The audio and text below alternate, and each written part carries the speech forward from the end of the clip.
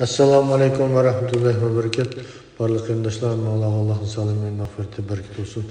Kıyımdaşlar, çoğun günahlar dersimiz davamlaştırımız. 42. çoğun günah kişilerin mahbi işlerini sürüştü kılış.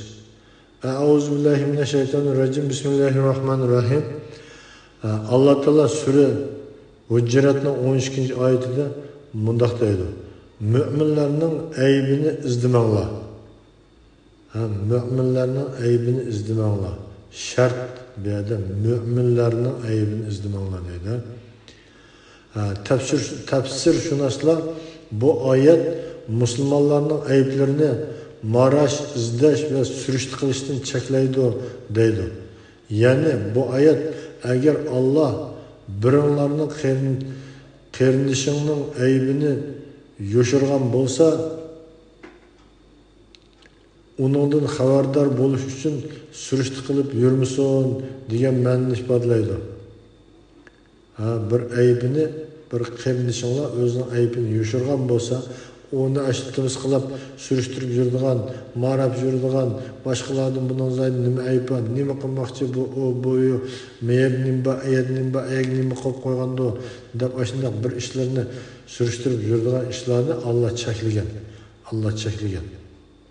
Yani bu işlerini kılış, Allah'a asilik kılgan boludu.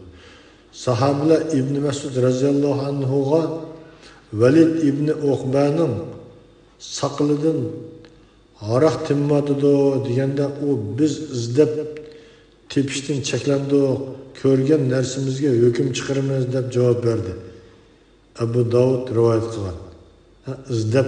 İzdep jürgen emas. Körgen bolsak tamam şu. Körmegen nesini andak mamandak timmatkan arak mı ya ki o timmatkan su mu bilmegenden keyin onu bir yerde biz izdep tepiştin çeklendi degen. Peygamber sallallahu aleyhi ve sellem bundaq dedi.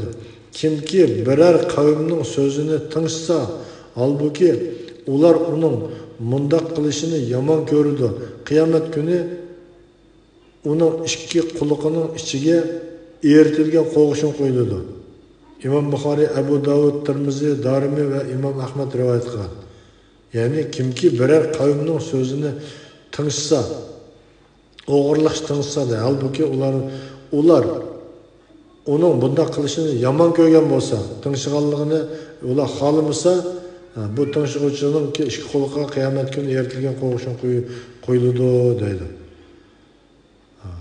Allah kısığınıp bunda azaplardan pana kılışımız, bunda kılmıştın jirak duruşumuz Allah Teala'nın ki eğer bunda işlerini kıpıgan bolsak, bizim mağfiret kılışımızga Allah'tan tileklerini tilişimiz, gecelerdi kılıp, teheccüd namazlarda tövbe kılıp Allah'a iltica kılışımız gerek.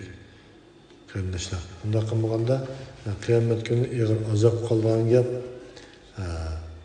meyli kanundak iş boluşudan kat'i nazar, Müslüman, mümin qeyrindaşlarımızın ki mahfi işlerini aşkarlayman, bilimen, nimiş kılıvatkandı, nim bilen tımız kılıp jügendi, dep zat aşının ki koydu yürüş, eğer günah. Eğer onun gumallık bazı işleri, insaniyet ki ziyallık işleri oçuk aşkarı oturuğa çıkan olsa, onun nimiş ki mundaq kılsa desi boludu. Guman bilen andaq mıdı, mundaq mıdı dep yürüşmek özünün ki çeklengen işkenligi bir yerde Kur'an hadislerde iniq bayan kılıngan bu işlerin saklanışımız gerek. Allah Teala derslerimizin rahmetli kılsın.